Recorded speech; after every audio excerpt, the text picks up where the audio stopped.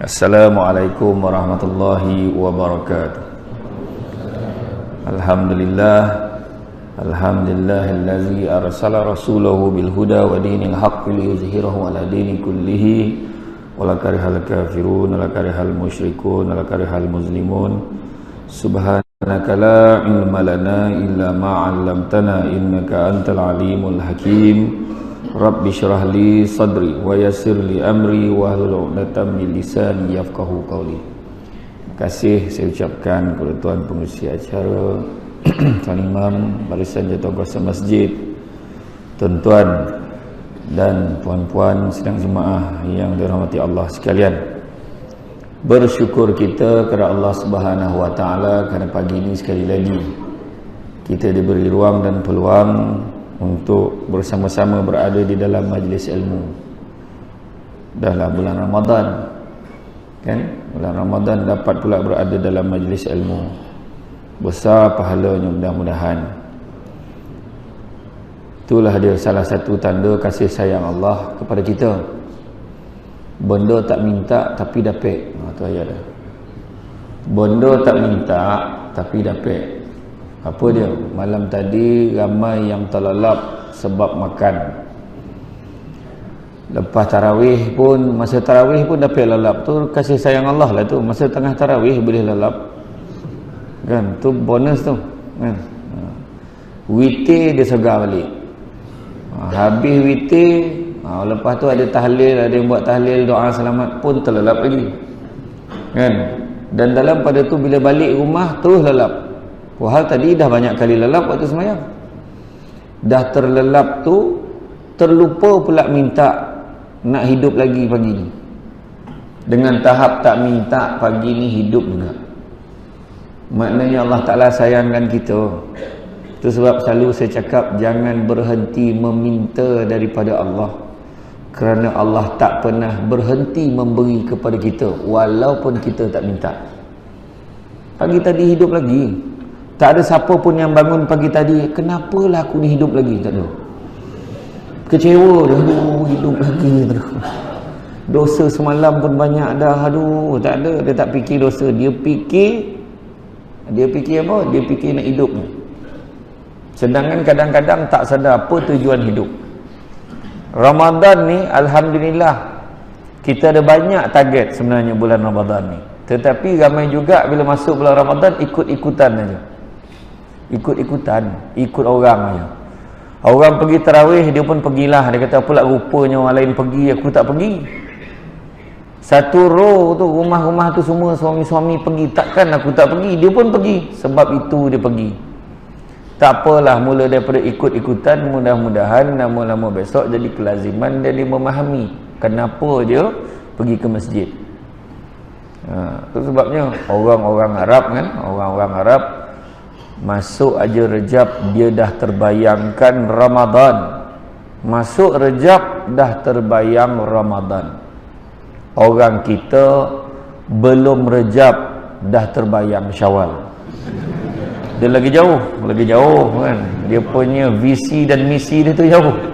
Malahan hari ni dah mula berkira-kira berapa hari lagi nak Syawal. Kan? Punya ramai ni semalam pergi ke apa kompleks agama Islam ni semalam saya pergi. Penuh orang beli baju-baju, beli ni, risau dia. Dan dengan penuh keyakinan yang dia hidup lagi pagi raya.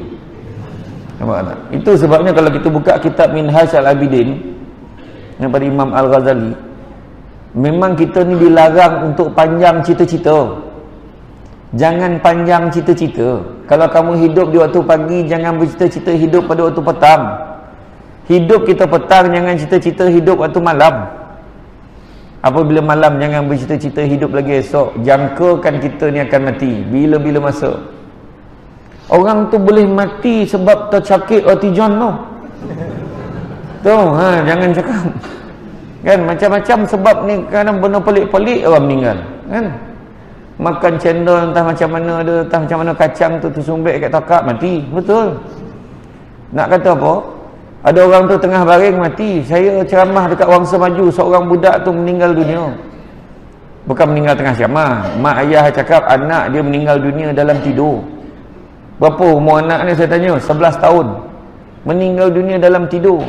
Dia kata dia jumpa tu lah, nak sangat jumpa, dia kata nak jumpa tuan. Kenapa? Anak saya nak sangat jumpa tapi tak sempat jumpa. Ni jumpa nyampaikan hajat je.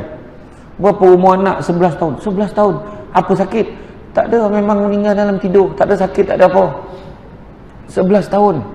Kanak-kanak umur 11 tahun boleh meninggal dalam tidur, apatah lagi kanak-kanak yang berumur 50 tahun.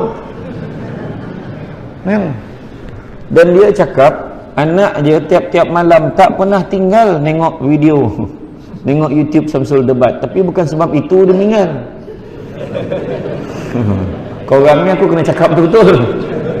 Kau nak mati kau tengoklah video dia, macam tu. Macam tu. Tapi nak kata Allah Ta'ala boleh cabut nyawa kita bila-bila masa. Dengan rahmat Allah kita sampai ke masjid. Bukan sebab kita kalau kita cakap kan, tak, aku ni dalam aku penat-penat malam tadi aku sampai ke masjid. Wah, dia cakap sendiri tu. Dia terlupa yang dia sampai ke masjid tu dengan rahmat Allah, dengan izin Allah sampai ke masjid. Bukan sebab kita ni handal sangat, tak ada. Kita naik pangkat pun semua dengan izin Allah.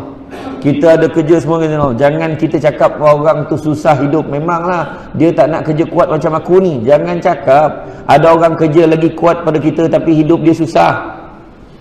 Tapi hidup dia susah. Bukan dia tak kerja, dia kerja. Jangan kita cakap. Tapi sebenarnya kena ingat dengan izin Allah apa yang kita ada hari ni. Yang penting syukur. Dan kalau kita senang, jangan lupa orang yang susah. Dalam bulan Ramadan Al-Mubarak ni, kita kena banyak menginsafi diri kita. Nabi turun daripada mimbar ni sebut amin. Nabi sebut amin. Sahabat pun heran, tak ada siapa doa. Apa hal lah tiba-tiba amin ya Rasulullah? Kenapa kau amin kan ya Rasulullah? Tak ada siapa pun berdoa. Aku tak dengar pun ada orang berdoa. Nabi kata, aku terdengar malaikat berdoa, maka celakalah hidup orang-orang yang membiarkan Ramadan berlalu tanpa dosanya diampunkan oleh Allah. Bulan puasa, Allahu Akbar. Bayangkanlah, punya ramai tu sebabnya masjid ni saya tak boleh tolak jemputan ceramah masjid ni. Dengan tahap jemaah subuh macam ni lah ramai tiap-tiap hari. Cara golak tu ada harapan. Ada yang heran juga kan? Sebab apa kita kena ingat, hidup kita ni kalau kita tak minta ampun dengan Allah dalam bulan Ramadan ni, rugi gitu. Rugi. Siapa berani cakap?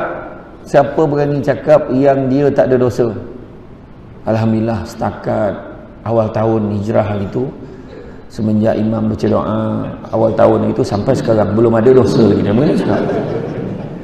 Tak berani kan? Termasuk yang bercakap ni. Betul, ada dosa kita kan? Ni memanglah dia kadang-kadang kita ni hari pertama tu memang, cuba tengok malam pertama tarawih, ya Allah penuh, tak cukup tempat, tak cukup saf. Orang perempuan kena ke belakang lagi sebab orang lelaki ni ramai betul. Masa tu baru kita tahu kewujudan orang lelaki di Sarawak ni. Kalau tidak tu nampak macam orang perempuan je ramai kan? Tapi kenapa macam mana pula? Sebab malam pertama ramai betul, tetapi masuk malam yang ke-15 kan? Malam ke-15 dah mula cabaran sampai. Malam pertama imam lambat sampai, imam tak ada parking, bayangan tu yang imam lambat tu, imam tak ada parking, bayangan. Punya ramainya orang, ya Allah. Masuk malam ke-15 tatkala lagu raya sudah mula dikumandangkan, imam boleh parking dalam masjid, bukannya dekat luar dah, dalam masjid boleh parking. Dekat saf yang ke-5 ke-6 dah boleh parking kan? Orang tak ada. Tapi bukan masjid ni, tempat lain saya cakap ni, sini ramai tempat lain tu dia. Hidup kita dalam dunia ni nak kena kerja 3 perkara. Yang pertama, kerjalah hidayah. Kerja hidayah supaya dapat beza benda baik dan benda buruk. Bahaya kita kalau kita layan benda-benda buruk dan benda tu jadi okey kat kita.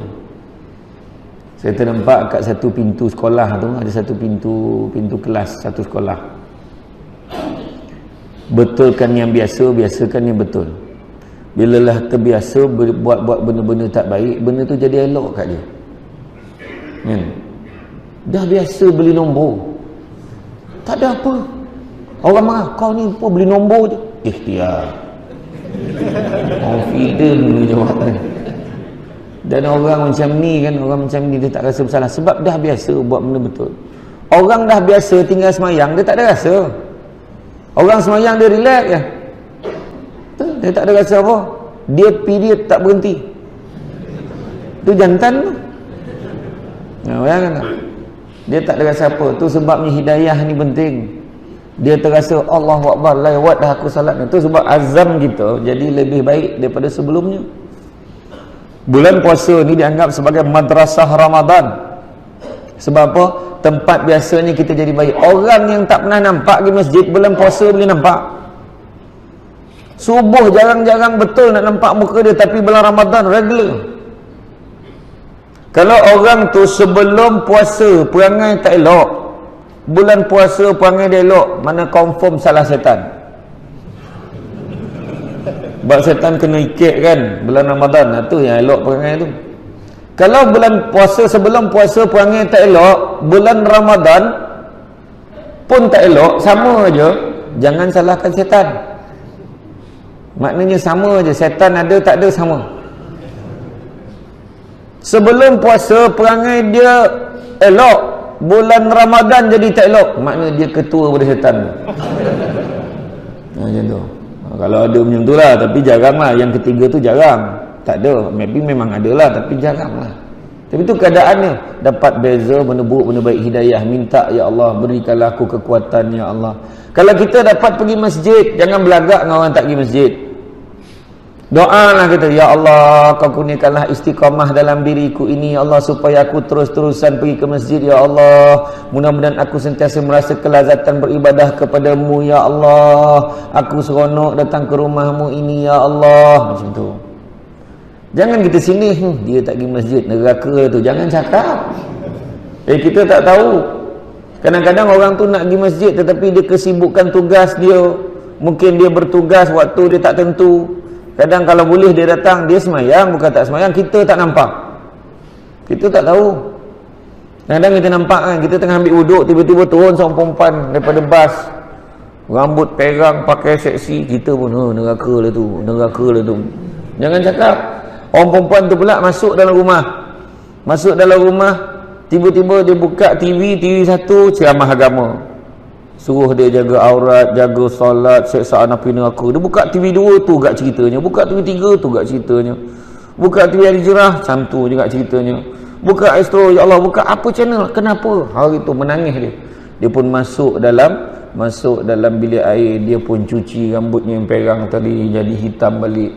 Dia pun menangis-nangis, ambil wuduk, tengah semayang meninggal. Tak ada siapa nampak dia dah bertaubat. Kemudian siapa kita nak hukum? Besok tu dapat tahu dia meninggal.